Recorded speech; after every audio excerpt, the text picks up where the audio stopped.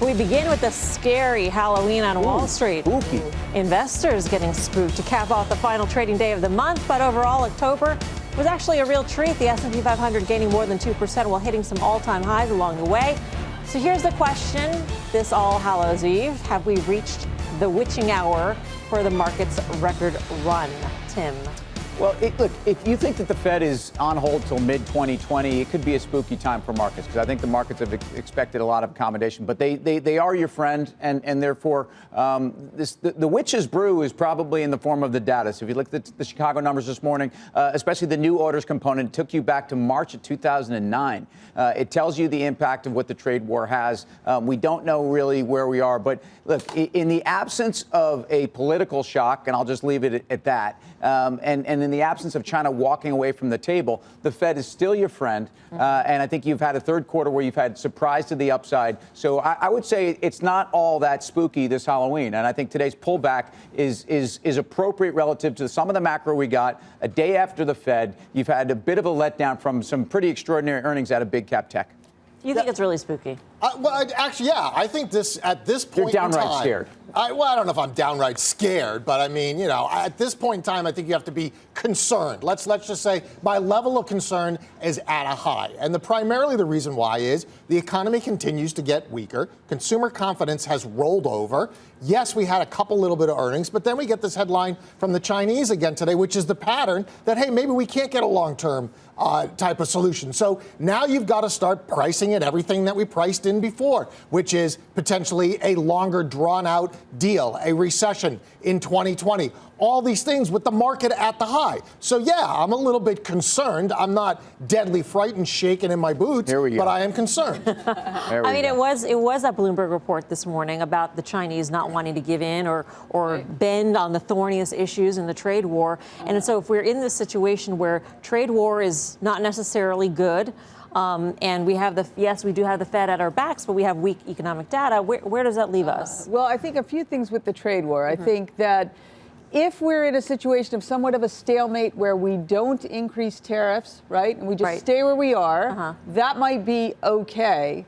Still, it has a level of uncertainty, which isn't good. That part isn't good. But not increasing the tariffs, that is good. And some of the economic data, I know that I'm wondering if the Chicago Purchasing Managers number was somewhat moved by the GM strike. I'm not sure if that was in the survey, the expectations. We'll see if that was a blip or not. That was, the repercussions of that strike for a lot of other businesses, suppliers, I think maybe what moved that somewhat.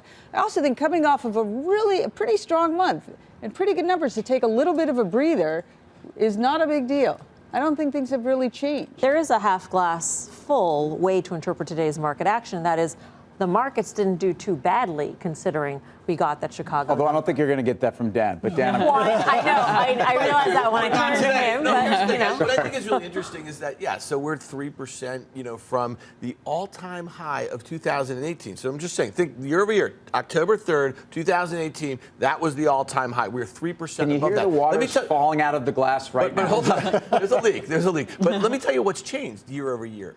What's changed is that the 10-year Treasury yield was at 3% there, and now it's at 1.65. And that, to me, that's why I said the other day, you almost jumped out of your chair, because I said the market acts like, you know what, considering what yields have done in that same period of time, and we're only up 3%. And the last point I'll just make is, what did we just do again here in the bulkiest week of earnings, okay? Q1 earnings. In the last week of April, what happened? We topped out, and it was largely because we ran into it, because expectations for earnings were low. We ran into them. Okay, once we got through the bulk of it, then there was a bad trade headline. What happened in July? The same thing. We ran into it. We topped out after making 2 new incremental highs. Here, we just did it again in the last week of October. I'm just telling you that, Tim, I know that sometimes you're a little dense. I don't think this should be something that smacks you right in the face here, man.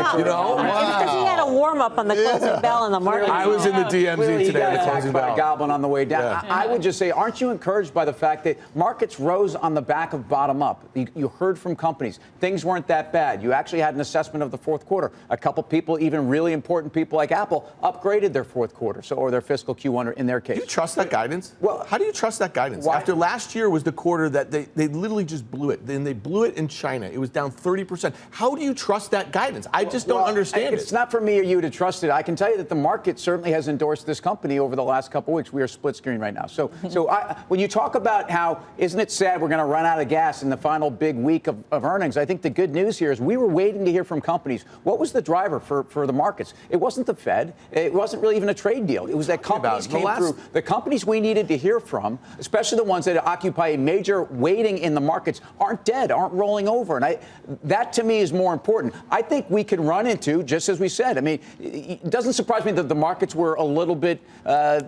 dismayed today by being out of earnings season's kind of core teeth and the Fed out of the way.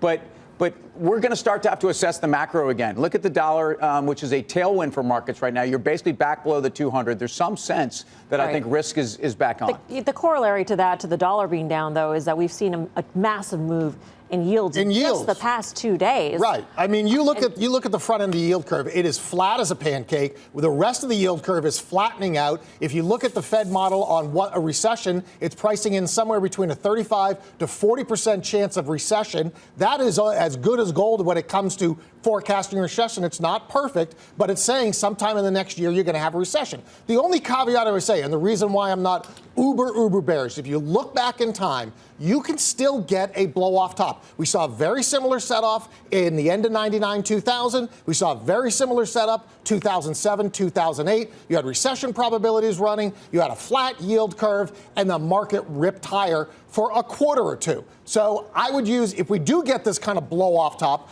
I would be using that to trim out of a lot of positions.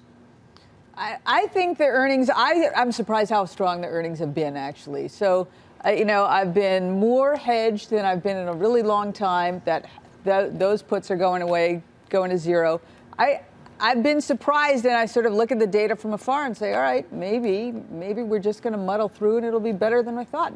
I mean, CSX, you had so many companies that are, the heart of American business. I thought they would be much weaker. Right. But they weren't. And they weren't. What I hear you saying is, first of all, sentiment, as far as you're concerned, you were not, overly bullish going into these numbers. Not at all. I think you're representative of a lot of the positioning out there. And seasonally, we have a case where you're in a pretty good environment, where, again, the Fed is not going to spoil the party. They may not throw another log, a Yule log, on the party. I don't think we need the Fed. I think trade is so much bigger than Fed. Yeah, but you guys, we just talked about Apple. This is the largest market cap company in the world, a $1.1 trillion market cap, $260 billion in sales that were flat year over year. Their earnings were flat year over year, despite buying back tens of billions of dollars of stock. We knew they were going to be. No, I understand. Business that's exciting is the part that was growing. And I mean, wearables and the stock is up 57% on the year. I'm not saying go buy Apple, but I'm pushing back on your view that Apple was a bad report. And held on to it wasn't a bad report. Dan, I almost feel like no matter what Apple was going to tell us, you would say Apple's bad news. Because Apple gave a good message yesterday, and you're still saying, do you believe the guidance? Listen, if you believe their guidance when they gave that holiday quarter last year, then you got screwed. That stock went down 40% peak to trough from those highs. How many times have they guided and have actually been low on guidance, right? A lot of times. Like sandbagging. They used to sandbag. Apple's not an aggregate sales number, though. I mean, you're not playing Apple right now. You're changing it for the revenue mix. You're changing it for the margin mix. Yeah, it's trading at 19 times for that revenue mix that basically is 53% iPhones. iPhones haven't grown in 3 years. It's a $50 billion services company alone. It's a $25 billion wearables company. It's based on the installed base, and if their installed base is not we can argue this to the end of the time. I'll just say it wasn't a bad report. It wasn't a bad report, and so you may versus low expectations. We are actually.